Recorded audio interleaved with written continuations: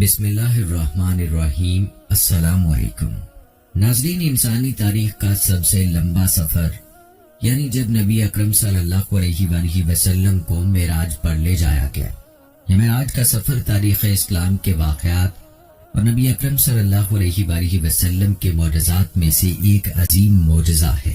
اسے ہم نے مختلف ویڈیوز میں دیکھا ہوگا، ہر ایک نے اپنے انداز میں اسے پیش کیا، کسی نے مختصر تو کسی نے تفصیل کے ساتھ، اور کسی نے اس کے مخصوص حصے کا ذکر کیا تو کسی نے اسے اشعار کی صورت میں بیان کیا۔ لیکن آج کے ویڈیو میں ہم واقعہ معراج کا تفصیل کے ساتھ ذکر کریں گے، لہذا ویڈیو میں آج آپ کو بتائیں گے کہ معراج النبی صلی اللہ علیہ وآلہ وسلم کا یہ تاریخی واقعہ اہل ایمان کی قوت میں اضافے اور منکرین کی بربادی کا سبب کیسے بنا، اور معراج پر اللہ نے نبی اکرم صلی اللہ علیہ وآلہ وسلم کو 3 خوبصورت تحفے کون سے دیے۔ آج کی اس ویڈیو میں ہم آپ کو یہ بھی بتائیں گے کہ معراج میں آپ صلی اللہ علیہ وآلہ وسلم نے کیا دیکھا، معراج کے سفر میں کیا کیا واقعات پیش آئے، معراج میں نمازوں کی فرضیت کا واقعہ کیسے پیش آیا، اور یہ بھی آپ جانیں گے کہ سدرۃ المنتہا کیا ہے۔ تو ان تمام تفصیلات کو جاننے کے لیے ہماری آج کی اس ویڈیو کو آخر تک لازمی دیکھیے گا۔ ناظرین، معراج کا واقعہ مستند روایات کے مطابق رجب کی 27 تاریخ یعنی 26 اور 27 تاریخ کی درمیانی شب سن 1290 کو پیش آیا۔ اس واقعے کو اسراء اور معراج کہتے ہیں۔ اسراء کے لغوی معنی ہے رات کو چلانا یا لے جانا، جبکہ اصطلاح شریعت میں اسراء کے معنی ہے رات کے ایک حصے میں نبی اکرم صلی اللہ علیہ وآلہ وسلم کا مسجد حرام یعنی خانہ کعبہ سے بیت المقدس تک براق پر تشریف لے جانا۔ یہ زمینی سفر تھا اور چونکہ رات کے وقت ہوا تھا اس لیے اسے اسراء کہا جاتا ہے، جبکہ لفظ معراج عروج سے ہے اور عروج کے معنی بلند ہونے کے اور چڑھنے کے ہے، جبکہ معراج کے معنی زینے اور سیڑھی کے ہے۔ اصطلاح شریعت میں معراج سے مراد یہ ہے کہ نبی اکرم صلی اللہ علیہ وآلہ وسلم کو رات کے ایک مختصر حصے میں روح اور جسم کے ساتھ مسجد اقصی یعنی بیت المقدس سے 7 آسمانوں اور جنت و دوزخ کے مشاہدات اور سیر کرائی گئی، اور آپ صلی اللہ علیہ وآلہ وسلم وہاں تک پہنچے جہاں تک اس سے پہلے کوئی انسان نہیں پہنچا۔ آپ صلی اللہ علیہ وآلہ وسلم نے وہ کچھ مشاہدہ کیا جو اب تک دوسرے انبیاء علیہ الصلوۃ والسلام نے بھی نہیں کیا تھا۔ ان مشاہدات میں سب سے اہم، اعلیٰ اور ارفع مشاہدہ یہ تھا کہ حضور صلی اللہ علیہ وآلہ وسلم اللہ تعالیٰ کے دیدار سے مشرف ہوئے۔ آپ صلی اللہ علیہ وآلہ وسلم نے اپنے رب کی بڑی بڑی نشانیاں دیکھی۔ ارشاد باری تعالیٰ ہے، پاک ہے وہ ذات جو اپنے بندے کو راتوں رات مسجد حرام سے مسجد اقصی تک لے گئی، جس کے ماحول پر ہم نے برکتیں نازل کی ہیں تاکہ ہم انہیں اپنی کچھ نشانیاں دکھائیں۔ بے شک وہ ہر بات سننے والی اور ہر چیز دیکھنے والی ذات ہے۔ سورہ بنی اسرائیل آیت نمبر 1۔ جبکہ معراج یعنی آسمانوں پر جانے اور دیدار الہی سے مشرف ہونے کا تذکرہ سورہ نجم کی ابتدائی آیات میں ہے۔ واقعہ اسراء و معراج 4 مراحل پر مشتمل ہے۔ سب سے پہلا مرحلہ یہ ہے کہ آپ صلی اللہ علیہ وآلہ وسلم کے ساتھ اس سفر میں مسجد الحرام سے لے کر 7 آسمانوں کی سیر، دیدار الہی اور پھر مکہ مکرمہ واپسی تک کیا حالات پیش آئے۔ دوسرا مرحلہ یہ ہے کہ اس سفر میں آپ صلی اللہ علیہ وآلہ وسلم نے کچھ ایسے عجائب قدرت کا مشاہدہ کیا کہ جن میں آپ کو اچھے اعمال کی جزا اور برے اعمال کی سزا مثالی شکل میں دکھائی گئی۔ تیسرا مرحلہ یہ ہے کہ اس سفر اسراء معراج کے مقاصد کیا تھے۔ چوتھا مرحلہ یہ ہے کہ جب آپ صلی اللہ علیہ وآلہ وسلم نے یہ واقعہ بیان فرمایا تو کفار مکہ اور مسلمانوں کا کیا رد عمل تھا، اور اس سلسلے میں خصوصیت کے ساتھ حضرت ابو بکر صدیق رضی اللہ تعالی عنہ کا کیا کردار تھا۔ جہاں تک پہلے مرحلے کا تعلق ہے کہ سفر معراج میں کیا کیا امور کس کس طرح پیش آئے، اس کی تمام تفصیلات اور کیفیات یوں بیان ہوئی ہے کہ ماہ رجب کی 27ویں شب آپ صلی اللہ علیہ وآلہ وسلم اپنی چچا زاد بہن ام ہانی رضی اللہ تعالی عنہا کے گھر محو استراحت تھے۔ मकान की छत शक हुई, उसमें से हजरत जिब्राइल अलैहिस्सलाम वारिद हुए और आप सल्लल्लाहु अलैहि वसल्लम को उठाया। कुछ सोते कुछ जागते, यानी नींद बेदारी की हालत में आप सल्लल्लाहु अलैहि वसल्लम को मस्जिदुल हराम में हतीम में खाना काबा से बिल्कुल मुत्तसिल जमजम के कुएं के करीब लेटा दिया गया। अब आप मुकम्मल तौर पर बेदार थे और तमाम हालात का मुशाहिदा फरमा रहे थे। आपके सीना मुबारक को हलक के गढ़े से लेकर नाफ तक चाक किया गया। आप सल्लल्लाहु अलैहि वसल्लम का कल्ब मुबारक निकाल कर उसे जमजम के पानी से भरे हुए एक सोने के तश्त में धोया गया। फिर एक और तश्त आया जिसमें ईमान व हिकमत और नूरे नबूवत था, वो कल्ब में भर दिया गया और फिर कल्बे अथर को उसके असली मकाम पर रखकर आप सल्लल्लाहु अलैहि वसल्लम का सीना दुरुस्त कर दिया गया। आप सल्लल्लाहु अलैहि वसल्लम के सामने एक सफेद जानवर लाया गया जो जसामत में घोड़े से कुछ छोटा था, जिसका नाम बुराक था। बुराक बर्क से है। बर्क के असली मानी बिजली के हैं और बुराक के मानी बिजली की तरह तेज दौड़ने वाले के हैं। चूंकि इस जानवर की रफ्तार बहुत ज्यादा थी, यहाँ तक कि इसका एक कदम वहां जाकर पड़ता था जहां तक इंसान की निगाह पहुंच सकती। आप सल्लल्लाहु अलैहि वसल्लम बुराक पर सवार हो गए। आप सल्लल्लाहु अलैहि वसल्लम के साथ हजरत जिब्राइल अलैहिस्सलाम थे। रास्ते में आप सल्लल्लाहु अलैहि वसल्लम का गुजर एक ऐसी जमीन पर हुआ जहां खजूर के दरख्त बहुत कसरत से थे। उस जमीन पर आप सल्लल्लाहु अलैहि वसल्लम ने 2 रकात नमाज नफल पढ़ी। हजरत जिब्राइल अलैहिस्सलाम ने बताया कि ये मदीना की जमीन है जहां आप सल्लल्लाहु अलैहि वसल्लम हिजरत करके आएंगे। आप सल्लल्लाहु अलैहि वसल्लम की अगली मंजिल तूरे सीना थी। यहाँ भी आपने शजरे तूर के पास 2 रकात नफल नमाज पढ़ी। हजरत जिब्राइल अलैहिस्सलाम ने बताया कि ये वो मकाम है जहां अल्लाह तबारक व तआला हजरत मूसा अलैहिस्सलाम से हम कलाम हुए। आप सल्लल्लाहु अलैहि वसल्लम की तीसरी मंजिल बैतुल लहम थी। यहाँ भी आपने 2 रकात नमाज नफल पढ़ी।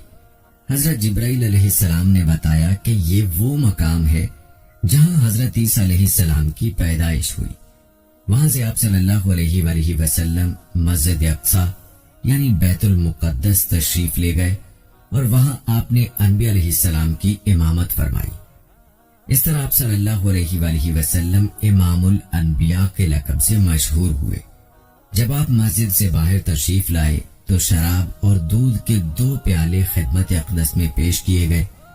आपने दूध का प्याला उठा लिया। हजरत जिब्राइल अलैहिस्सलाम ने कहा कि आपने फितरत को पसंद फरमाया, शराब से आपकी उम्मत गुमराह हो जाती।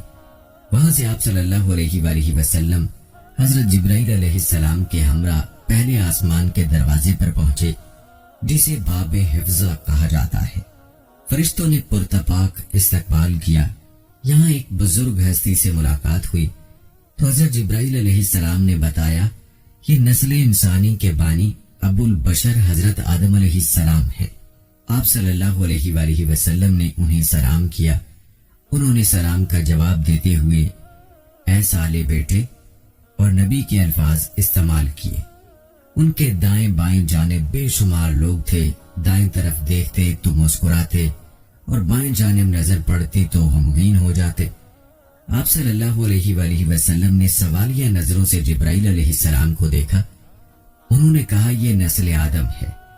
सीधी जानिब नेक लोग हैं और बाएं जानिब बुरे। इसके बाद आप सल्लल्लाहु अलैहि वसल्लम दूसरे आसमान पर तशरीफ ले गए। यहाँ 2 नौजवान पैगंबरों हजरत याह्या अलैहिस्सलाम और हजरत ईसा अलैहिस्सलाम से तारुफ हुआ। तीसरे आसमान पर जो हस्ती थी ये हजरत यूसुफ अलैहिस्सलाम थे। चौथे आसमान पर हजरत इदरीस अलैहिस्सलाम ने इस्तकबाल किया। 5वें आसमान पर हजरत हारून अलैहिस्सलाम ने इस्तकबाल किया और 6ठे आसमान पर हजरत मूसा कलीमुल्लाह से मुलाकात हुई। 7वें आसमान की अजायबात ही कुछ और थे। जमीन पर काबतुल्लाह के ऐन ऊपर बैतुल मामूर फरिश्तों का किबला है। एक वक्त में 70,000 फरिश्ते इसका तवाफ कर रहे थे, फिर दोबारा उनकी बारी नहीं आती थी। اس سے ٹیک لگائے حضرت ابراہیم علیہ السلام بیٹھے تھے۔ وہ حضور صلی اللہ علیہ وآلہ وسلم کے ہم شکل تھے۔ انہوں نے ابن صالح اور نبی صالح کے الفاظ کے ساتھ سلام کا جواب دیا اور فرمایا، آپ اپنی امت کو میرا سلام پہنچائیے اور انہیں بتائیے کہ جنت کی مٹی خوشبودار ہے اور اس کا پانی شیریں ہے، وہ وسیع و ہموار ہے، اس کے بیل بوٹے سبحان اللہ والحمد للہ ولا الہ الا اللہ واللہ اکبر ولا حول ولا قوت الا باللہ العلی العظیم ہے۔ یعنی جو شخص جس قدر یہ الفاظ پڑھے گا اس کے لیے جنت میں پھلدار درخت لگتے چلے جائیں گے۔ ساتویں آسمان سے آپ صلی اللہ علیہ وآلہ وسلم سدرۃ المنتہا پر پہنچے۔ سدرہ ایک بیری کا درخت ہے، اس کی جڑیں 7ویں آسمان میں ہیں اور یہ بہت بلند ہے۔ اس کے پتے ہاتھی کے کان کے برابر ہیں اور پھل مٹکوں کی طرح۔ فرشتے جگنوں کی مانند ان پتوں پر تھے۔ وہ حالت قیام میں سبحان اللہ کا ورد کر رہے تھے۔ یہی انہوں نے معزز مہمان اور آخری نبی صلی اللہ علیہ وآلہ وسلم کا دیدار کیا۔ سدرۃ المنتہا عالم خلق اور رب السماوات والارض کے درمیان حد فاصل ہے۔ یہاں تمام مخلوقات کا علم ختم ہو جاتا ہے۔ یہ وہ جگہ ہے جہاں زمین سے اوپر جانے والی اور اوپر سے اترنے والی اشیاء رک جاتی ہیں۔ اس سے آگے عالم الغیب ہے، جس کا علم نہ کسی مقرب فرشتے کو ہے نہ کسی رسول کو ہے۔ اسی مقام پر جنت المأوا ہے، جس کا ذکر سورہ نجم میں ہے۔ رسول اللہ صلی اللہ علیہ وآلہ وسلم جنت میں داخل ہوئے۔ اس میں وہ تمام نعمتیں ہیں جسے کسی آنکھ نے دیکھا نہ کان نے سنا۔ مشاہدہ جنت کے بعد حضرت جبرائیل علیہ السلام سدرہ سے کچھ آگے ایک مقام پر رک گئے اور عرض کیا، اگر اس مقام سے بال برابر بھی آگے بڑھوں تو جل کر خاک ہو جاؤں گا۔ بیت المعمور سے آپ صلی اللہ علیہ وآلہ وسلم کو مقام مستوی تک عروج ہوا۔ حضرت جبرائیل علیہ السلام نے عرض کیا کہ اب آپ صلی اللہ علیہ وآلہ وسلم کا اور آپ صلی اللہ علیہ وآلہ وسلم کے رب کا معاملہ ہے۔ حضرت ابن عمر رضی اللہ تعالی عنہ نے ابن عباس رضی اللہ تعالی عنہ سے پوچھا کہ کیا رسول اللہ صلی اللہ علیہ وآلہ وسلم نے اپنے رب کو دیکھا تھا؟ تو کہا ہاں، اور زیادہ مشہور ان سے یہ ہے کہ اپنے رب کو اپنی آنکھ سے دیکھا۔ ان سے یہ بات کئی طرح سے روایت کی گئی ہے۔ کہا اللہ تعالیٰ نے موسیٰ علیہ السلام کو کلام کے ساتھ، ابراہیم علیہ السلام کو خلت کے ساتھ اور محمد صلی اللہ علیہ وآلہ وسلم کو دیدار کے ساتھ خاص کیا ہے۔ بارگاہ الہی میں سلام عرض کرنے کے لیے یہ الفاظ القا ہوئے، التحیات للہ والصلوات والطیبات، تمام قولی، بدنی اور مالی عبادتیں اللہ کے لیے ہیں۔ اللہ تعالیٰ کا جواب آیا، السلام علیکہ ایھا النبی ورحمۃ اللہ وبرکاتہ، سلام ہو آپ صلی اللہ علیہ وآلہ وسلم پر اے نبی، اور اللہ کی رحمت اور اس کی برکتیں۔ حضور صلی اللہ علیہ وآلہ وسلم نے دوبارہ عرض کیا، السلام علینا وعلی عباد اللہ الصالحین، سلام ہو ہم پر اور اللہ تعالیٰ کے تمام نیک بندوں پر۔ اس پر حضرت جبرائیل علیہ السلام اور ملائکہ میں سے ہر ایک کی آواز سنائی دی، اشہد ان لا الہ الا اللہ واشہد ان محمدًا عبدہ ورسولہ، میں گواہی دیتا ہوں کہ اللہ کے سوا کوئی معبود نہیں، اور میں گواہی دیتا ہوں کہ محمد صلی اللہ علیہ وآلہ وسلم اللہ کے بندے اور اس کے رسول ہیں۔ اس ملاقات میں اللہ تعالیٰ نے آپ صلی اللہ علیہ وآلہ وسلم کو 3 ایسی چیزیں عطا فرمائیں جو آپ صلی اللہ علیہ وآلہ وسلم سے پہلے کسی نبی کو نہیں دی۔ نمبر 1، معراج کا تحفہ 5 فرض نمازوں کی صورت میں دیا گیا۔ نمبر 2، سورہ بقرہ کی آخری 3 آیات براہ راست حق شانہ سے عطا ہوئی۔ نمبر 3، آپ صلی اللہ علیہ وآلہ وسلم کی امت کو گناہوں کی سزا یا بغیر سزا کے بخشنے کے بعد جنت میں داخلے کی خوشخبری سنائی گئی، بشرط یہ کہ وہ اللہ تعالیٰ کے ساتھ کسی کو شریک نہ ٹھہرائیں۔ یہ وہ تحائف ہیں جو جنت کے خزانوں میں حضور صلی اللہ علیہ وآلہ وسلم کے توسط سے ان کی امت کو عطا ہوئے۔ छठे आसमान पर तशरीफ लाए तो हजरत मूसा अलैहिस्सलाम ने पूछा, मेराज का क्या तोहफा लाए? फरमाया 50 नमाजें। हजरत मूसा अलैहिस्सलाम ने कहा, मुझे अपनी उम्मत का तजर्बा है, उसकी पाबंदी आप सल्लल्लाहु अलैहि वसल्लम की उम्मत से भी ना हो सकेगी।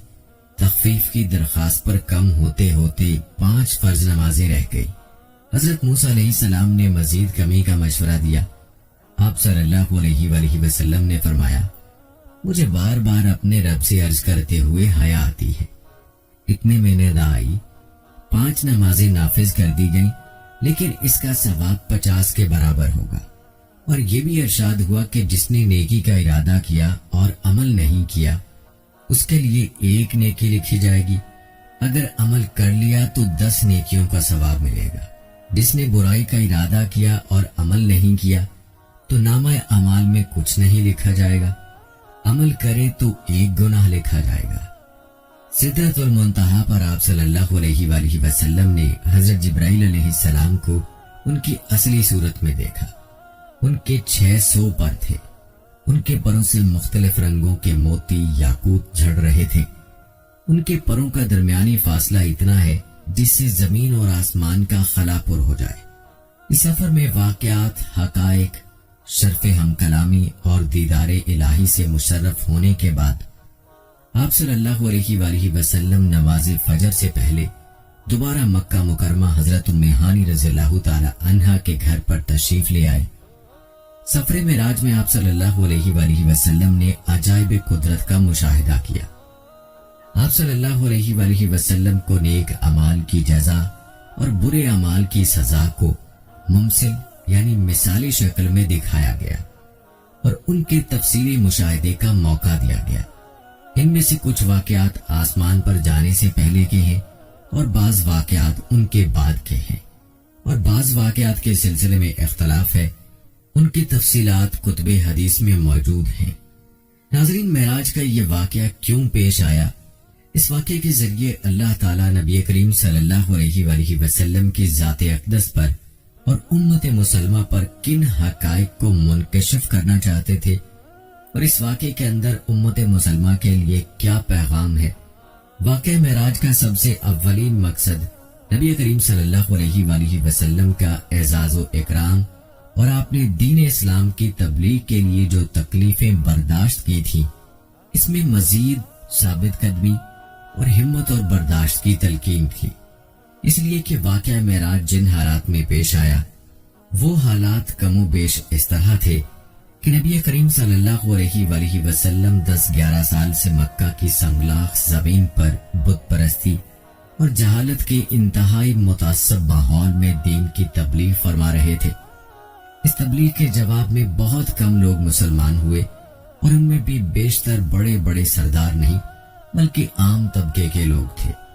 उन 10 सालों में आप अपने रब्बे जुल जलाल के जिस पैगाम को पहुंचा रहे थे, उसी की पादाश में आपको और आपके साथियों को हर तरह की तकालीफ सहना पड़ी। बातिल ने अपने तरकश का हर तीर इस्तेमाल किया और आप सल्लल्लाहु अलैहि वसल्लम हर तीर को खंदा पेशानी से सहते रहे। यहाँ तक कि सन 1090 में आपने ताइफ का सफर किया। वहां भी आपने इसी हक के पैगाम को पहुंचाया। वहां के लोगों ने न सिर्फ कबूल हक से इनकार किया बल्कि आपके कदमों को लहूलुहान कर दिया। ये हालात इस बात का तकाजा कर रहे थे कि जिस खुदाए बुजुर्गो बरतर के दीन के लिए आप ये तकालीफ बर्दाश्त कर रहे हैं, वो आपको अपने दरबार में बुलाए, आपको दीदारे इलाही से मुशर्रफ कर दे, ताकि उसके जरिए आप सल्लल्लाहु अलैहि वसल्लम के जज्बा तबलीग दीन को मजीद कुव्वत अता हो और आपके जज्बा शौक को मजीद महमीज किया जाए। अगरचे आप सल्लल्लाहु अलैहि वसल्लम दीन की दावत और तबलीग का काम हजरत जिब्रील अमीन की वसातत से वही इलाही की रोशनी में जारी रखे हुए थे, लेकिन जो मजा और लुत्फ बराह रास्त हम कलाम होने और दीदार करने में है, वो कासिद के तवस्सुत से कहा। वाकया मेराज का दूसरा अहम मकसद नबी करीम सल्लल्लाहु अलैहि वसल्लम को और आपकी वसातत से उम्मत मुसलमा को अच्छे आमाल और बुरे आमाल को मिसाली शक्ल में दिखाना मकसूद था। اسی طرح اچھے اور برے اعمال کرنے والوں کی جزا اور سزا، ثواب اور عذاب کا ایک نمونہ اور جھلک دکھانا مقصود تھا، تاکہ اچھے اور برے، حق اور باطل کے درمیان فرق اچھی طرح واضح ہو کر سامنے آ جائے۔ واقعہ معراج کا تیسرا اور اہم مقصد انسانیت کے مقصد تخلیق یعنی عبادت کے اظہار کا ایک طریقہ تحفے کی شکل میں دینا تھا۔ انسان کی تخلیق کا مقصد عبادت ہے، اور عبادت کا سب سے بہتر اور جامع طریقہ نماز ہے۔ یہ طریقہ نبی کریم صلی اللہ علیہ وآلہ وسلم کو شب معراج میں عطا کیا گیا۔ شب معراج کے حوالے سے ہی کہا جاتا ہے کہ نماز مومنین کی معراج ہے۔ معراج اسے کہا جاتا ہے جس کے ذریعے بلندی اور عروج کی طرف بڑھا جا سکے۔ نماز کے ذریعے انسان روحانی ترقی کے اعلیٰ درجات پر اور بلند ترین مقامات تک پہنچ سکتا ہے۔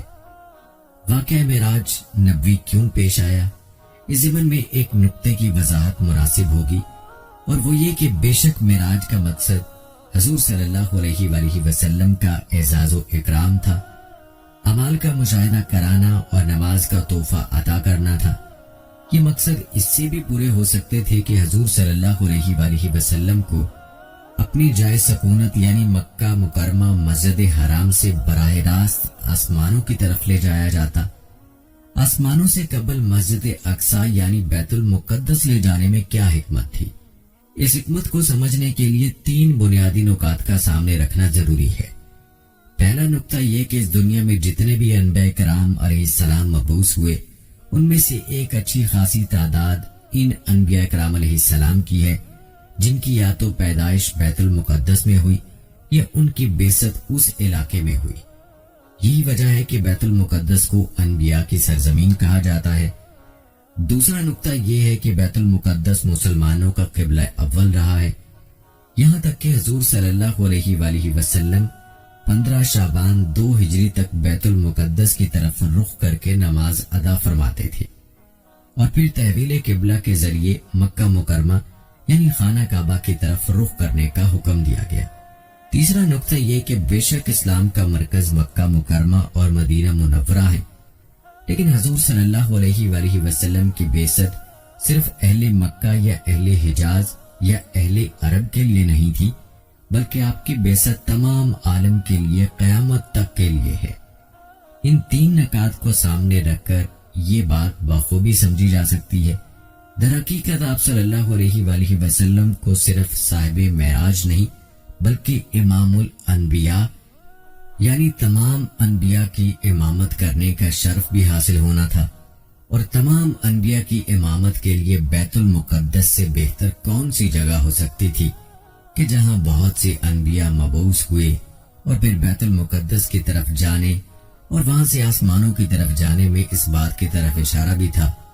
اسلام صرف ان لوگوں کے لیے نہیں آیا جو صرف خانہ کعبہ کو اپنا قبلہ سمجھتے ہیں، بلکہ اسلام بیت المقدس والوں کے لیے بھی ہے، اور اب نبی کریم صلی اللہ علیہ وآلہ وسلم کی بعثت سے بیت المقدس والے اور مکہ مکرمہ والے سب ایک ہی نبی حضرت محمد صلی اللہ علیہ وآلہ وسلم کے تابع فرمان ہو جائیں۔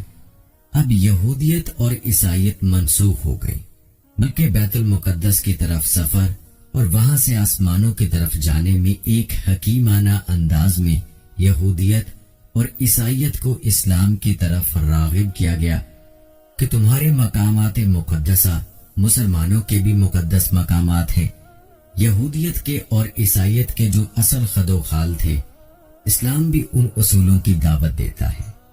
ناظرین، واقعہ معراج کی جو تفصیلات اور معلومات آپ نے سنی، ان میں مسلمانوں کی عملی زندگی کے لیے چند اہم سبق ہیں۔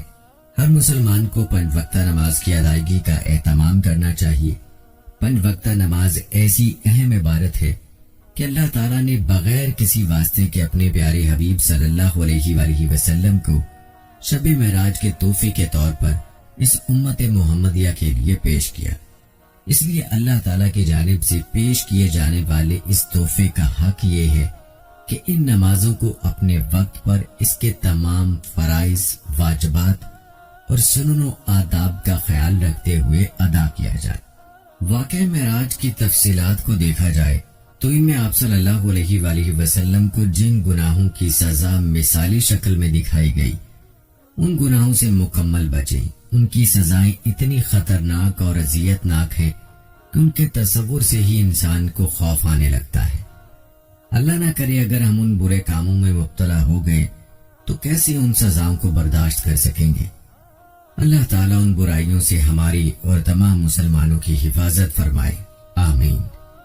واقع معراج میں آپ صلی اللہ علیہ وآلہ وسلم کو مسجد حرام یعنی خانہ کعبہ سے مسجد اقصی یعنی بیت المقدس لے جانے اور وہاں پر انبیاء کی امامت کے ذریعے یہ بتا دیا گیا کہ بیت المقدس بھی مسلمانوں کے لیے مقدس مقامات میں سے ایک ہے اور اس کا احترام اور تقدس مسلمانوں کے عقیدے کا حصہ اور اس کی حفاظت اور اس کو بے حرمتی سے بچانا اسلامی غیرت کا تقاضا ہے۔ بیت المقدس مسلمانوں کا قبلہ اول ہے۔ حضور صلی اللہ علیہ وآلہ وسلم اور صحابہ کرام رضوان اللہ اجمعین نے پوری مکی اور مدنی زندگی کے تقریباً 1 سال 6 ماہ تک بیت المقدس کی طرف رخ کر کے نماز ادا کی۔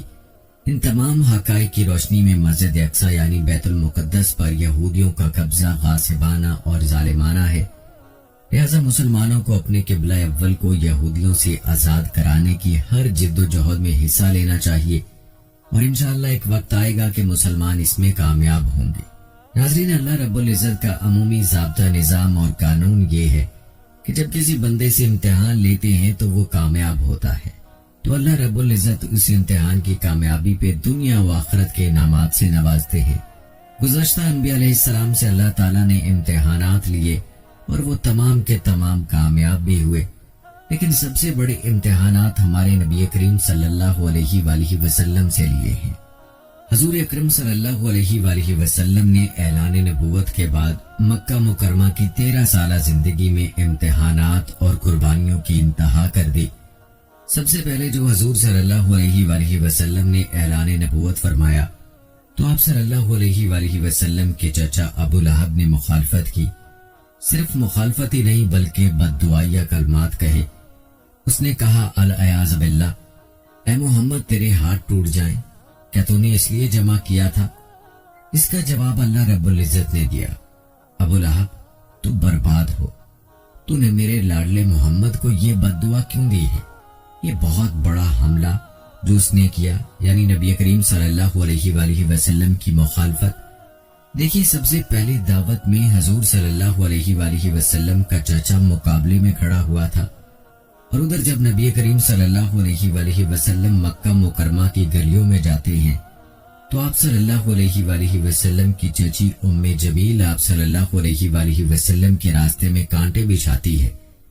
حضور صلی اللہ علیہ وآلہ وسلم دین کی دعوت کے لیے نکلتے ہیں تو نبی کریم صلی اللہ علیہ وآلہ وسلم کا سگا چچا ابو جہل آپ صلی اللہ علیہ وآلہ وسلم کی مخالفت کرتا ہے۔ آدمی غیروں سے لڑائی لڑ لیتا ہے لیکن اپنوں سے لڑائی نہیں لڑتا۔ ہمارے ہاں عموماً ایک جملہ لوگ اپنی زبان سے کہہ دیتے ہیں کہ تیری جگہ کوئی اور ہوتا تو میں دیکھتا بات کیسے کرتا ہے، مجھے تیری عمر رشتے کا حیا ہے۔ آپ صلی اللہ علیہ وآلہ وسلم عام آدمی کے خلاف ہاتھ اور زبان استعمال نہیں کرتے تھے، اور جب مد مقابل چچا اور چچی ہو پھر آپ خود اندازہ فرمائیں حضور صلی اللہ علیہ وآلہ وسلم کے دل پر کیا گزرتی ہوگی کہ اپنے گھر کے لوگ مخالفت کر رہے ہیں۔ پھر حضور صلی اللہ علیہ وآلہ وسلم پر وہ دور بھی آیا کہ حضور صلی اللہ علیہ وآلہ وسلم کے سگے چچا ابو لہب نے نبی کریم صلی اللہ علیہ وآلہ وسلم کی دونوں بیٹیوں حضرت رقیہ رضی اللہ تعالی عنہا اور ام کلثوم رضی اللہ تعالی عنہا کو عتبہ اور عتیبہ سے طلاق دلوائی ہے۔ کتنا بڑا امتحان ہوگا۔ پھر حضور صلی اللہ علیہ وآلہ وسلم کو 3 سال کے لیے شیب ابی طالب کی اس گھاٹی میں بند کیا گیا جہاں نہ کسی کا آنا اور نہ ان کا باہر جانا، کھانا پینا بھی ختم، تعلقات بھی ختم، سوشل بائیکاٹ۔ ہاشم اور مکہ والوں نے، یہ معمولی بات نہیں، 1-2 دن خاندان بائیکاٹ کرے تو دماغ ٹھکانے آ جاتا ہے۔ نبوت کے 3 سال تک بائیکاٹ میں گزرے۔ آج بھی مکہ مکرمہ جائیں اور وہاں کی گرمی کو دیکھیں تو انسان کو اندازہ ہوتا ہے کہ کن مشکلات میں حضور صلی اللہ علیہ وآلہ وسلم نے وہاں 3 سال کاٹے ہوں گے۔ پھر اس کے بعد حضور صلی اللہ علیہ وآلہ وسلم کے نہایت غمخوار بیوی، امت کی ماں ام المومنین حضرت خدیجہ الکبریٰ رضی اللہ تعالی عنہا کا دنیا سے چلے جانا یہ نبوت کے لیے چھوٹا سانحہ نہیں، اس لیے کہ حضرت خدیجہ رضی اللہ تعالی عنہا ایک طرف اور پوری امت کے دکھ ایک طرف۔ حضرت خدیجہ رضی اللہ تعالی عنہا نے حضور اکرم صلی اللہ علیہ وآلہ وسلم کا بے حد ساتھ دیا ہے، بے حد تعاون کیا ہے، اپنی ساری دولت نبوت پر نثار کر دی، اپنی گود ہمیشہ نبوت کی راحت کے لیے پیش کی ہے۔ تو اس عورت نے حضور صلی اللہ علیہ وآلہ وسلم کا اس قدر ساتھ دیا ہے کہ دنیا بھر کے غموں کو اپنے سینے میں سمیٹ لیا ہے۔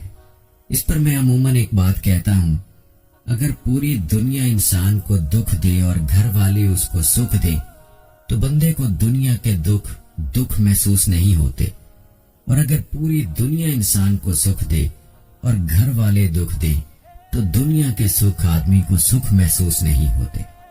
پوری دنیا کے دکھ ایک طرف اور گھر کا سکھ ایک طرف، پوری دنیا کے سکھ ایک طرف اور گھر کا دکھ ایک طرف۔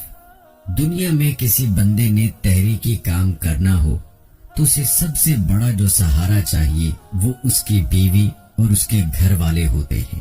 رسول اکرم صلی اللہ علیہ وآلہ وسلم کو اماں خدیجہ رضی اللہ تعالی عنہا کی شکل میں بہت بڑا سہارا اللہ نے عطا فرمایا تھا۔ ایک وقت آیا کہ امی خدیجہ کا بھی انتقال ہو گیا، تو آپ صلی اللہ علیہ وآلہ وسلم نے اس سال کو عام الحزن یعنی غم کا سال قرار فرمایا۔ جیسے کہ پہلے میں نے بتایا کہ آپ صلی اللہ علیہ وآلہ وسلم حضرت ام ہانی کے گھر سو رہے تھے۔ جبرائیل امین علیہ السلام فرشتوں کے ساتھ آئے، دروازے سے آنے کی بجائے چھت پھاڑ کر اندر آئے، آپ کو اٹھایا اور حتیم کعبہ لے گئے، وہاں سے زمزم کے کنویں پر تشریف لے گئے، وہاں قلب اطہر کو نکالا اور اس کو زمزم کے پانی سے دھویا اور ایمان و حکمت سے اس کو بھر دیا گیا۔ حضور صلی اللہ علیہ وآلہ وسلم کے دونوں شانوں کے درمیان مہری نبوت لگا دی گئی۔ پھر براق پر سوار کرا کے حضور کا سفر شروع ہوا۔ مدینہ منورہ پہلا سٹاپ تھا اور طور سینہ دوسرا سٹاپ، بیت اللحم تیسرا سٹاپ، بیت المقدس چوتھا سٹاپ۔ یہاں سے نبی کریم صلی اللہ علیہ وآلہ وسلم آسمان پر تشریف لے گئے۔ آسمان اول، دوم، سوم، چہارم، پنجم، ششم اور ہفتم، 7 آسمان تک پہنچے اور پھر وہاں سے اوپر آپ سدرۃ المنتہا تک گئے ہیں، سریر الاقلام تک، پھر عرش معلی تک، وہاں سے واپس تشریف لائے ہیں۔ یہاں میں نے 1-2 باتیں عرض کرنی ہیں جو ہمارے احکامات کے متعلق ہیں۔ ایک بات یہ سمجھے کہ حضور صلی اللہ علیہ وآلہ وسلم جب معراج کے سفر پر جا رہے تھے تو راستے میں 3 اہم واقعات حضور صلی اللہ علیہ وآلہ وسلم کے ساتھ پیش آئے۔ ان میں ایک واقعہ حضور صلی اللہ علیہ وآلہ وسلم کے ساتھ یہ پیش آیا، آپ نے ایک ایسی قوم کو دیکھا جو تخم ریزی کرتے ہیں، فصل کاٹتے ہیں اور بیچتے ہیں۔ ادھر انہوں نے فصل کی بوائی کی، ادھر وہ بڑی ہو گئی، انہوں نے فصل کو کاٹ لیا، فصل کو کاٹا، پھر اتنی بڑی ہو گئی۔ جبرائیل امین سے پوچھا یہ کون لوگ ہیں؟ جبرائیل علیہ السلام نے فرمایا اے اللہ کے رسول، یہ وہ لوگ ہیں جو اللہ کے راستے میں خرچ کرتے ہیں، اللہ اس کے بدلے انہیں یہ نعمت عطا فرمائی ہے۔ پھر حضور اکرم صلی اللہ علیہ وآلہ وسلم ایک ایسی قوم پر سے گزرے کہ جن کے سر پتھروں کے ساتھ کچلے جا رہی ہیں، سر پر پتھر مارا، سر زخمی ہو گیا، پھر سر ٹھیک ہو گیا، پھر مارا، پھر سر زخمی ہو گیا، پھر پتھر لینے گئے، سر پھر ٹھیک ہو گیا، بار بار سر پتھر سے کچلا جا رہا ہے۔ نبی اکرم صلی اللہ علیہ وآلہ وسلم نے پوچھا یہ کون لوگ ہیں؟ جبرائیل علیہ السلام نے عرض کیا اللہ کے پیغمبر، یہ وہ لوگ ہیں جو فرض میں کاہلی اور سستی سے کام لیتے ہیں، تو جو فرض نماز میں سستی کرتا ہے قیامت کے دن ان کے سر کو پتھروں سے کچلا جائے گا۔ جو اتنی بڑی سزا برداشت کر سکتا ہے تو وہ بے شک نماز میں کوتاہی کرے، اور جو میری ماں اور بہن برداشت نہیں کر سکتی وہ ہرگز نماز میں سستی نہ کرے۔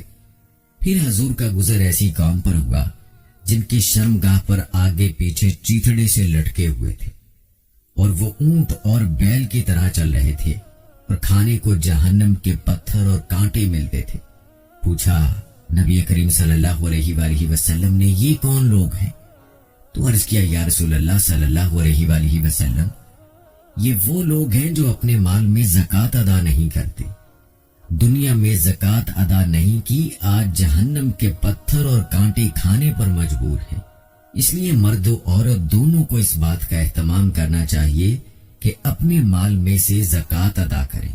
بعض لوگ یہ سمجھتے ہیں جو بینک میں پیسہ ہے صرف اس پر زکوٰۃ ہے، جو عورتیں گھر میں زیور استعمال کرتی ہیں ان زیوروں پر بھی زکوٰۃ ادا کرنا واجب ہے، اور بعض عورتیں کہتی ہیں زیور میں نے پہنا ہے، زکوٰۃ اس کے خاوند نے ادا کرنی ہے۔ عورت کے زیور پر خاوند کے ذمے زکوٰۃ ادا کرنا نہیں ہے۔ اگر خاوند بیوی مشاورت کے ساتھ طے کر لیں اور خاوند خوشی سے دے تو دے سکتا ہے، ورنہ زیور پہننا ہی نہیں چاہیے۔ اگر زکوٰۃ ادا نہیں کر سکتی تو زیور وہ پہنے جو زکوٰۃ ادا کر سکتی ہیں۔ پھر حضور صلی اللہ علیہ وآلہ وسلم کا گزر ایک ایسی قوم پر ہوا جن کے سامنے دو قسم کے گوشت موجود ہیں، ہنڈیا میں پکا ہوا اچھا گوشت اور ایک ہنڈیا میں پکا ہوا گندا بدبودار گوشت، اور یہ اچھا گوشت چھوڑ کر گندا گوشت کھا رہے ہیں۔ پوچھا جبرائیل امین یہ کون لوگ ہیں؟ عرض کیا کہ یہ وہ لوگ ہیں جن کے پاس حلال پاک منکوحہ بیویاں موجود ہیں اور یہ ان کو چھوڑ کر غیر محرم اور ناپاک عورتوں کے ساتھ بدکاری کرتے ہیں۔ اسی طرح یہ وہ عورتیں ہیں جو پاک اور حلال شوہر کو چھوڑ کر زنا کی لعنت میں لت پت ہیں۔ اللہ حفاظت فرمائے۔ زنا اتنا سخت گناہ ہے، بہت بڑا جرم ہے۔ یہ بات ذہن نشین فرمائیں، شادی شدہ عورت کا نامحرم مرد سے تعلق رکھنا کماری لڑکی کے تعلق رکھنے سے بڑا گناہ ہے، اور دنیا میں خدا نے سزا کا فرق یہ کیا ہے کہ اگر عورت کماری ہو اور مرد کمارا ہو اور ان کے ناجائز تعلقات ہوں تو ان کے 100 کوڑے مارے جائیں گے، اور اگر شادی شدہ ہو تو شریعت کوڑوں کی بات نہیں کرتی بلکہ کندھوں تک زمین میں دفن کر کے پتھروں کے ساتھ مار مار کر قتل کر دیا جائے۔ اسے رجم کہتے ہیں کیونکہ جرم بہت بڑا ہے۔ اگرچہ کماری لڑکی کا جرم بھی بڑا ہے لیکن شادی شدہ کا جرم اس سے بڑا ہے۔ جب اس کے پاس حلال موجود ہے تو حرام کے پاس کیوں گئی؟ بہرحال پھر حضور صلی اللہ علیہ وآلہ وسلم کا گزر پھر ایک ایسی لکڑی پر ہوا جس کے پاس سے گزرتی ہے اس کو چیر دیتی ہے۔ پوچھا جبرائیل امین یہ لکڑی کون سی ہے؟ انہوں نے کہا یا رسول اللہ صلی اللہ علیہ وآلہ وسلم یہ لکڑی نہیں، یہ وہ لوگ ہیں جو ڈاکے ڈالتے اور چوریاں کرتے تھے۔ ان کے گندے عمل کو بیان کرنے کے لیے یہ مثال دی۔ پھر آپ نے ایک ایسے شخص کو دیکھا جس کے پاس لکڑیوں کا ایک بہت بڑا گٹھا ہے، اس نے سر کے اوپر لادی ہیں لیکن وہ لکڑیاں اٹھائی نہیں جاتی۔ پوچھا جبرائیل یہ کون ہے؟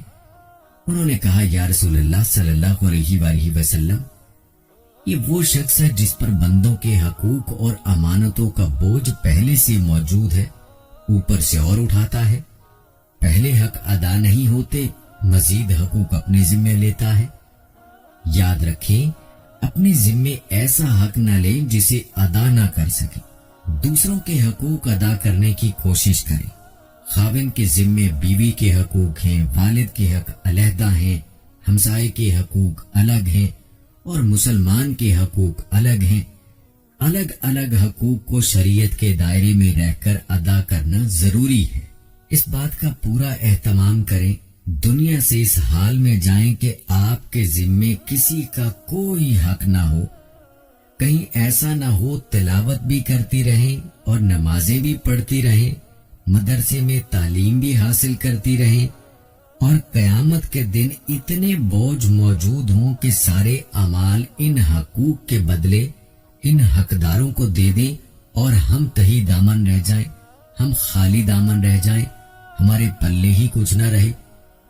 نبی کریم صلی اللہ علیہ وآلہ وسلم نے فرمایا صحابہ تم جانتے ہو مفلس و نادار کون ہے؟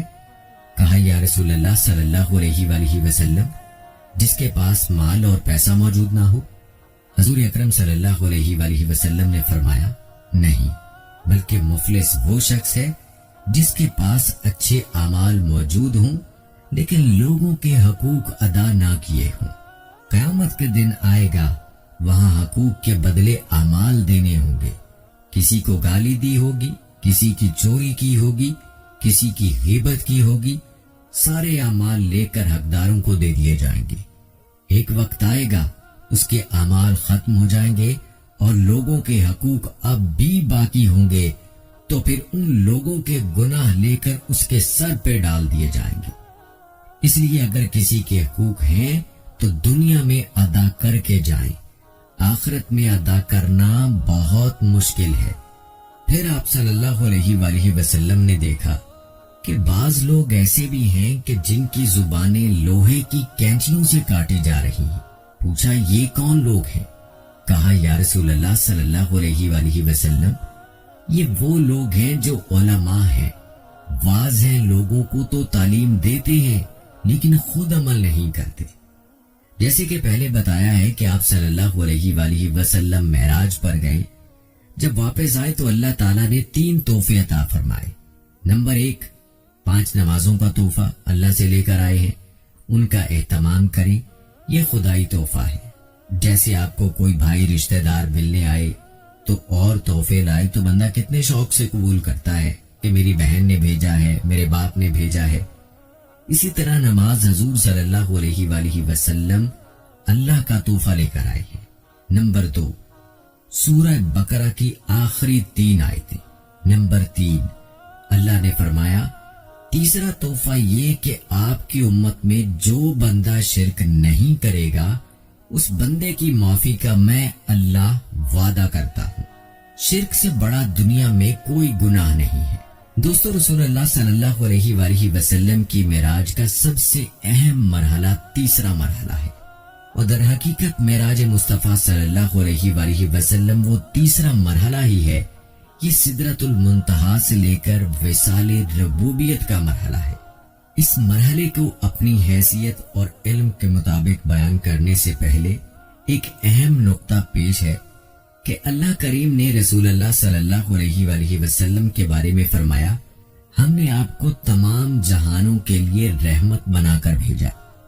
آپ قرآن کریم کے الفاظ پر غور کریں کہ فرمایا تمام جہانوں کے لیے رحمت۔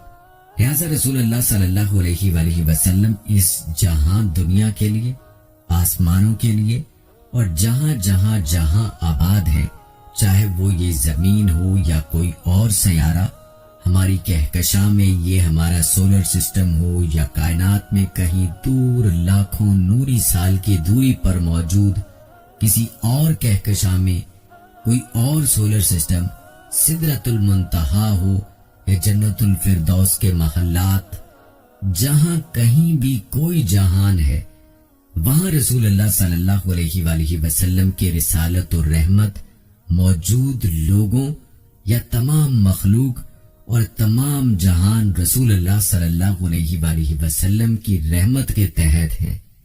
لہذا جو جگہ، شے، مکان اور جہاں خود رحمت نبی صلی اللہ علیہ وآلہ وسلم کے تحت ہوں، وہاں اس نبی صلی اللہ علیہ وآلہ وسلم کی معراج کا کمال کیسے ممکن ہے؟ معراج کا کمال ہی تب ہوگا جب نبی کریم صلی اللہ علیہ وآلہ وسلم اپنی حدود رسالت و رحمت سے نکل کر خاص وصال ربوبیت کے انوار و تجلیات میں جائے گا۔ اللہ کریم نے سورہ نجم میں ارشاد فرمایا کہ اور تمہارے صاحب حضور نبی کریم صلی اللہ علیہ وآلہ وسلم اپنے سفر معراج میں بھٹکے نہ بہکے۔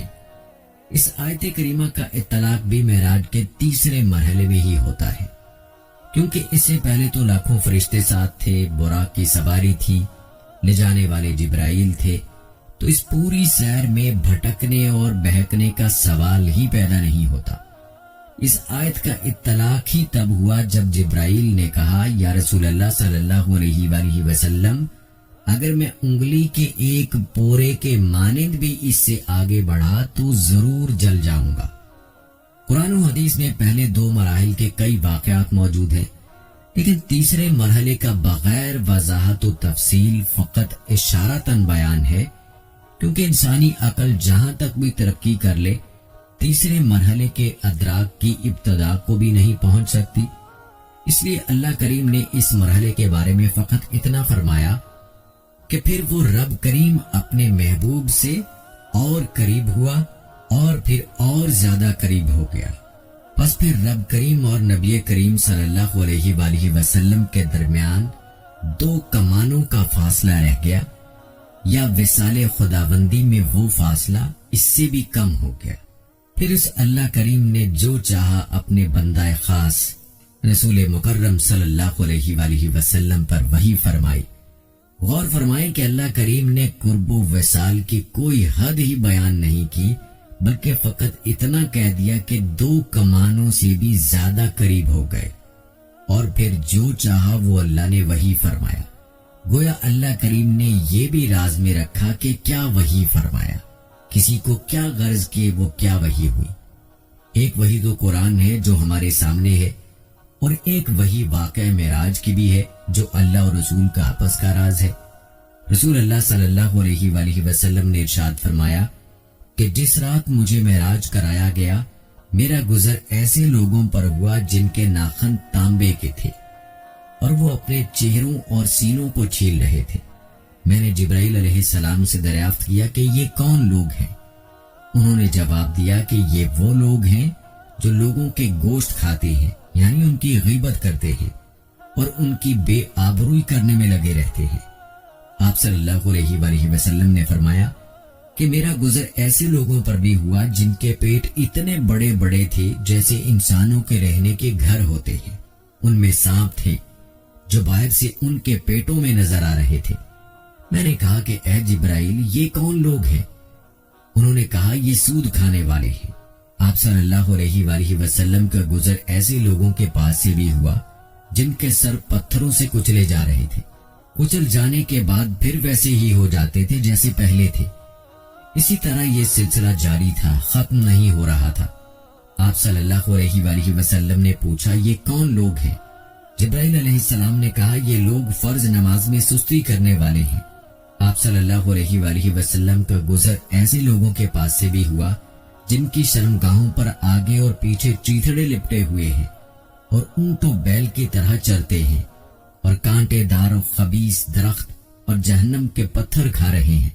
آپ صلی اللہ علیہ وآلہ وسلم نے پوچھا یہ کون لوگ ہیں؟ جبرائیل علیہ السلام نے کہا کہ یہ وہ لوگ ہیں جو اپنے مالوں کی زکوٰۃ ادا نہیں کرتے ہیں۔ آپ صلی اللہ علیہ وآلہ وسلم کا گزر ایسے لوگوں کے پاس سے بھی ہوا جن کے سامنے ایک ہانڈی میں پکا ہوا گوشت ہے اور ایک ہانڈی میں کچا اور سڑا ہوا گوشت رکھا ہے۔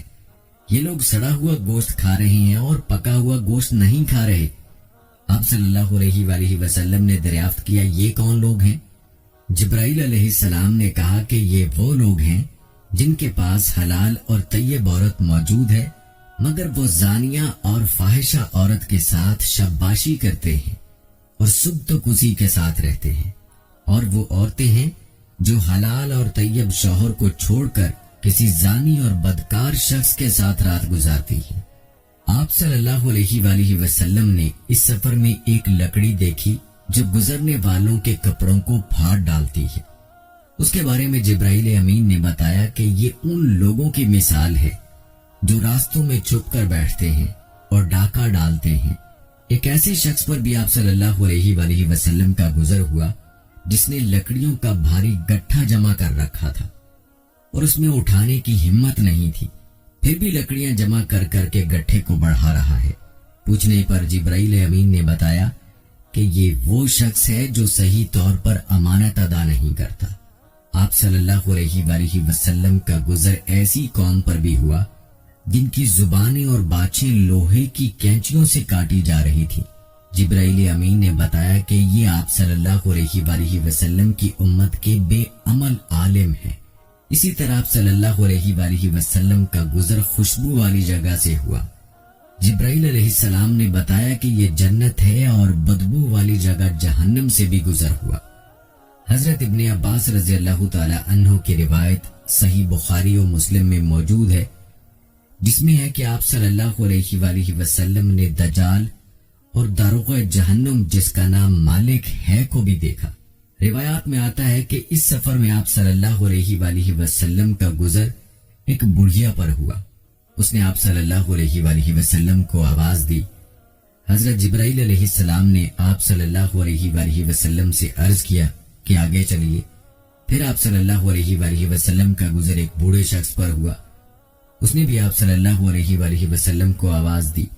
حضرت جبرائیل علیہ السلام نے کہا آگے چلیے۔ اس کے بعد آپ صلی اللہ علیہ وآلہ وسلم کا گزر ایک جماعت پر ہوا، جنہوں نے آپ صلی اللہ علیہ وآلہ وسلم کو سلام کیا۔ جبرائیل امین نے کہا کہ ان کے سلام کا جواب دیجیے۔ پھر عرض کیا کہ بوڑھی عورت دنیا ہے، بوڑھا مرد شیطان ہے۔ دونوں کا مقصد آپ صلی اللہ علیہ وآلہ وسلم کو اپنی طرف مائل کرنا تھا، اور جس جماعت نے آپ کو سلام کیا وہ حضرت ابراہیم، حضرت موسیٰ اور حضرت عیسیٰ علیہ السلام ہے۔ امام احمد نے اپنی مسند میں ذکر کیا ہے کہ رسول اللہ صلی اللہ علیہ وآلہ وسلم کو شب معراج کے موقع پر خوشبو آئی تو آپ صلی اللہ علیہ وآلہ وسلم نے پوچھا کہ یہ خوشبو کیسی ہے؟ تو جبرائیل امین نے کہا کہ یہ کنگھی کرنے والی ماشاتا اور اس کی اولاد کی خوشبو ہے۔ پھر اس کا مکمل واقعہ آپ صلی اللہ علیہ وآلہ وسلم کو سنایا کہ ماشاتا فرعون اور اس کی اولاد کو کنگھی کیا کرتی تھی۔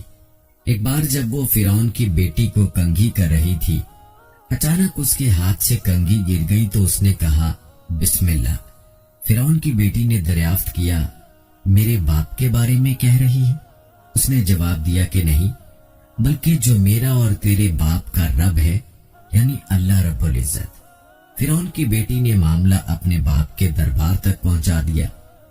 فرعون نے مشاطہ سے پوچھا کیا تم میرے علاوہ کسی کو رب مانتی ہے؟ اس عورت نے بڑی دلیری سے جواب دیا کہ ہاں، جو میرا اور تیرا رب ہے۔ چنانچہ فرعون نے تیش میں آ کر ایک تانبے کے بڑے برتن میں پانی گرم کرایا اور حکم دیا کہ اس ماشاتا اور اس کی اولاد کو اس کھولتے ہوئے پانی میں پھینک دیا جائے۔ پھر فرعون نے ماشاتا سے پوچھا کہ تیری کوئی خواہش ہے تو بتا۔ اس نے کہا کہ ہاں، میری اور میری اولاد کی ہڈیاں اکٹھی کر کے ایک جگہ دفنا دینا۔ چنانچہ اس کی اولاد کو ایک ایک کر کے ابلتے ہوئے پانی میں ڈال دیا گیا۔ جب اس کے شیر خوار بچے کی باری آئی تو خاتون کی ممتا نے جوش مارا اور وہ ذرا پیچھے ہٹی تو اس شیر خوار بچے نے کہا اماں جان، بے خوف و خطر اس میں کود جا، آخرت کا عذاب دنیا کے عذاب سے زیادہ سخت ہے۔ چنانچہ وہ ماشاءاللہ اس کھولتے ہوئے پانی میں کود گئی۔ اسی طرح آپ صلی اللہ علیہ وآلہ وسلم نے چند اہل جنت کے احوال بھی مشاہدہ فرمائے۔ چنانچہ آپ کا گزر ایک ایسی قوم پر ہوا جو ایک ہی دن میں بیج بوتی اور فصل کاشت کر رہی تھی۔ ان کے بارے میں جبرائیل علیہ السلام نے بتایا کہ یہ آپ صلی اللہ علیہ وآلہ وسلم کی امت کے مجاہدین ہیں۔ ان کی ایک نیکی 700 نیکیوں سے بھی زیادہ ہو جاتی ہے، اور یہ جو کچھ خرچ کرتے ہیں اللہ تعالیٰ ان کو اس کا نعم البدل عطا فرماتا ہے۔ اسی طرح بعض صحابہ کرام کے محلات بھی آپ صلی اللہ علیہ وآلہ وسلم نے اس سفر میں دیکھے۔ نبی کریم صلی اللہ علیہ وآلہ وسلم بیت المقدس پہنچے، جہاں پہلے سے انبیاء کرام علیہ السلام اور ملائکہ آپ صلی اللہ علیہ وآلہ وسلم کے انتظار میں تھے۔ حضرت جبرائیل علیہ السلام نے آپ صلی اللہ علیہ وآلہ وسلم کا ہاتھ پکڑا اور مصلی امامت پر کھڑا کر دیا۔ آپ صلی اللہ علیہ وآلہ وسلم نے ان سب کو 2 رکعت نماز پڑھائی۔ سارے انبیاء کرام علیہ السلام امام الانبیاء صلی اللہ علیہ وآلہ وسلم سے مشرف ہوئے۔ پھر بعض انبیاء کرام علیہ السلام کی ارواح سے اللہ کی حمد سنی، اور آخر میں خدا آپ صلی اللہ علیہ وآلہ وسلم نے اللہ کی حمد و ثنا بیان کی۔ امام زرقانی نے اس واقعے کو مفصل ذکر کیا ہے۔ اس کے بعد جب آپ صلی اللہ علیہ وآلہ وسلم مسجد سے باہر تشریف لائے تو آپ صلی اللہ علیہ وآلہ وسلم کے سامنے پانی، شراب اور دودھ کا ایک ایک پیالہ پیش کیا گیا۔ آپ نے دودھ کا پیالہ لیا، جس پر جبرائیل امین نے کہا کہ آپ نے دین فطرت کو لیا ہے۔ اگر آپ صلی اللہ علیہ وآلہ وسلم شراب کا پیالہ لیتے تو آپ کی امت گمراہ ہو جاتی اور اگر پانی کا پیالہ لیتے تو آپ صلی اللہ علیہ وآلہ وسلم کی امت غرق ہو جاتی۔ پھر بیت المقدس سے عرش معلیٰ تک کا سفر شروع ہوا۔ چنانچہ بالترتیب پہلے تا 7ویں آسمان پر آپ نے حضرت آدم، حضرت عیسیٰ، حضرت یوسف، حضرت ادریس، حضرت ہارون، حضرت موسیٰ اور حضرت ابراہیم علیہ السلام سے ملاقات فرمائی۔ پہلے آسمان پر ملاقات حضرت آدم علیہ السلام سے ہوئی۔ ان کا حق پہلے بنتا تھا کیونکہ آپ ابو الانبیاء ہیں۔ پھر حضرت عیسیٰ علیہ السلام سے ہوئی۔ حضرت عیسیٰ وہ نبی ہیں جنہیں اللہ تعالیٰ نے زندہ آسمان پر اٹھا لیا ہے، پھر دوبارہ اللہ تعالیٰ نے اتارنا ہے۔ اس کے بعد حضرت یوسف علیہ السلام سے ملاقات کرائی۔ حضور اکرم صلی اللہ علیہ وآلہ وسلم کو یہ بتانے کے لیے کہ جیسے آپ صلی اللہ علیہ وآلہ وسلم نے مکہ میں اپنوں سے سختیاں جھیلی ہیں، یوسف علیہ السلام کے ساتھ بھی اپنوں نے یہ حشر کیا تھا، لیکن ایک وقت آیا تھا کہ یہ فاتح بنے تھے، انہوں نے اپنوں کو معاف کیا تھا۔ حضور ایک وقت آنا ہے کہ آپ نے بھی فاتح بننا ہے، تو یوسف علیہ السلام کی طرح آپ صلی اللہ علیہ وآلہ وسلم نے بھی معاف کر دینا ہے۔ پھر حضرت ادریس علیہ السلام سے ملاقات ہوئی۔ حضور صلی اللہ علیہ وآلہ وسلم نے مکہ سے مدینہ جانا تھا اور بادشاہوں کو خطوط لکھنے تھے، تو فرمایا ادریس سے ملے، انہوں نے خطوط ایجاد کیے ہیں۔ پھر حضرت ہارون علیہ السلام سے ملاقات ہوئی۔ حضرت موسیٰ علیہ السلام جب تورات لینے کے لیے کوہ طور گئے تو پیچھے حضرت ہارون تھے، ان کی قوم نے بچڑے کی پوجا کی ہے تو انہیں قتل کر دیا گیا۔ حضرت ہارون علیہ السلام کے دور میں شرک ہوا تو ان کی قوم قتل ہوئی۔ اے نبی صلی اللہ علیہ وآلہ وسلم، اگر آپ کی قوم شرک کرے گی تو ان کو میدان بدر میں قتل کیا جائے گا۔ پھر حضرت موسیٰ علیہ السلام سے ملاقات کرائی۔ حضور صلی اللہ علیہ وآلہ وسلم اوپر گئے، اوپر سدرۃ المنتہا ہے، سدرہ بیری کا نام ہے اور منتہا کہتے ہیں اختتام کو۔ یہ وہ جگہ ہے کہ جہاں نیچے والے اعمال پہنچتے ہیں تو اوپر والے فرشتے یہاں سے اوپر لے جاتے ہیں، اور اوپر والے احکام وہاں آتے ہیں تو نیچے والے فرشتے وہاں سے نیچے لاتے ہیں۔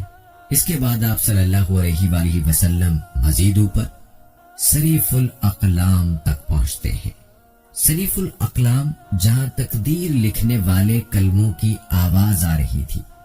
اس کے بعد آپ صلی اللہ علیہ وآلہ وسلم کے لیے ایک اور سواری زفرف آئی، وہاں سے اوپر گئے ہیں۔ اب مکان ختم ہو گیا اور لامکان آ گیا ہے۔ میرے نبی صلی اللہ علیہ وآلہ وسلم عرش معلیٰ تک پہنچے ہیں۔ اسی موقع پر 5 نمازوں کی فرضیت کا بھی حکم ہوا۔ پہلے 50 نمازوں کا تھا، پھر اس میں تخفیف ہوئی اور اللہ نے 5 نمازیں فرض کی، لیکن ثواب 50 کا ہی ملتا ہے۔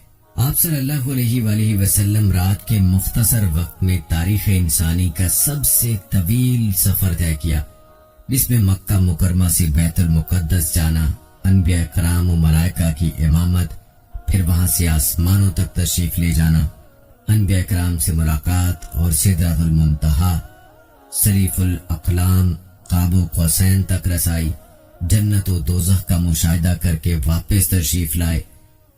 صبح اٹھ کر آپ صلی اللہ علیہ وآلہ وسلم نے اپنے رات والے واقعے کو بیان کیا تو قریشی جھٹلانے لگے۔ قریشی مکہ حضور اکرم صلی اللہ علیہ وآلہ وسلم سے بیت المقدس کے احوال دریافت کرنے لگے، تو اللہ تبارک و تعالیٰ نے بیت المقدس کو حضور اکرم صلی اللہ علیہ وآلہ وسلم کے سامنے ظاہر فرما دیا۔ آپ صلی اللہ علیہ وآلہ وسلم حتیم کعبہ میں تشریف فرما تھے۔ قریشی لوگ سوال کرتے، آپ صلی اللہ علیہ وآلہ وسلم ان کے سوالوں کا جواب دیتے گئے۔ واقعہ معراج النبی صلی اللہ علیہ وآلہ وسلم کی تاریخ اور سال کے متعلق مورخین اور اہل سیر کی آراء مختلف ہیں۔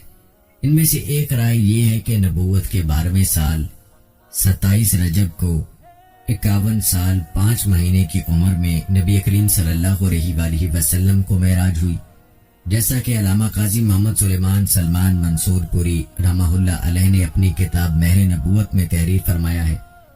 اسراء کے معنی رات کو لے جانے کے ہیں۔ مسجد حرام سے مسجد اقصی کا سفر جس کا تذکرہ سورہ بنی اسرائیل میں کیا گیا ہے، اس کو اسراء کہتے ہیں، اور یہاں سے جو سفر آسمانوں کی طرف ہوا اس کا نام معراج ہے۔ معراج عروج سے نکلا ہے، جس کے معنی چڑھنے کے ہیں۔ حدیث میں عروج بی یعنی مجھ کو اوپر چڑھایا گیا کا لفظ استعمال ہوا ہے، اس لیے اس سفر کا نام معراج ہو گیا۔ اس مقدس واقعے کو اسراء اور معراج دونوں ناموں سے یاد کیا جاتا ہے۔ اس واقعے کا ذکر سورہ نجم کی آیات میں بھی ہے۔ پھر وہ قریب آیا اور جھک پڑا، یہاں تک کہ وہ 2 کمانوں کے فاصلے کے برابر قریب آ گیا، بلکہ اس سے بھی زیادہ نزدیک۔ اس طرح اللہ کو اپنے بندے پر جو وحی نازل فرمانی تھی وہ نازل فرمائی۔ سورہ نجم کی آیات 13 سے 18 میں وضاحت ہے کہ حضور اکرم صلی اللہ علیہ وآلہ وسلم نے اس موقع پر بڑی بڑی نشانیاں ملاحظہ فرمائی، اور حقیقت یہ ہے انہوں نے اس فرشتے کو ایک اور مرتبہ دیکھا ہے۔ اس بیر کے درخت کے پاس جس کا نام سدرۃ المنتہا ہے، اس کے پاس جنت الماوا ہے۔ اس وقت اس بیر کے درخت پر وہ چیزیں چھائی ہوئی تھی جو بھی اس پر چھائی ہوئی تھی۔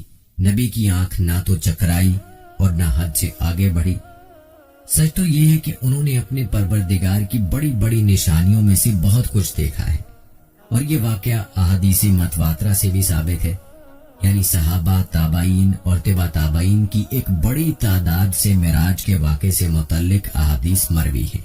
قرآن کریم اور احادیث متواترہ سے ثابت ہے کہ اسراء و معراج کا تمام سفر صرف روحانی نہیں بلکہ جسمانی تھا، یعنی نبی اکرم صلی اللہ علیہ وآلہ وسلم کا یہ سفر کوئی خواب نہیں تھا بلکہ ایک جسمانی سفر اور عینی مشاہدہ تھا۔ یہ ایک معجزہ تھا کہ مختلف مراحل سے گزر کر اتنا بڑا سفر اللہ تعالیٰ نے اپنی قدرت سے صرف رات کے ایک حصے میں مکمل کر دیا۔ اللہ تعالیٰ جو اس پوری کائنات کا پیدا کرنے والا ہے، اس کے لیے کوئی بھی کام مشکل نہیں ہے، کیونکہ وہ تو قادر مطلق ہے، جو چاہتا ہے کرتا ہے، اس کے تو ارادہ کرنے پر چیز کا وجود ہو جاتا ہے۔ معراج کا واقعہ پوری انسانی تاریخ کا ایک ایسا عظیم، مبارک اور بے نظیر معجزہ ہے جس کی مثال تاریخ پیش کرنے سے قاصر ہے۔ خالق کائنات نے اپنے محبوب صلی اللہ علیہ وآلہ وسلم کو دعوت دے کر اپنا مہمان بنانے کا وہ شرف عظیم عطا فرمایا جو نہ کسی انسان کو کبھی حاصل ہوا ہے اور نہ کسی مقرب ترین فرشتے کو۔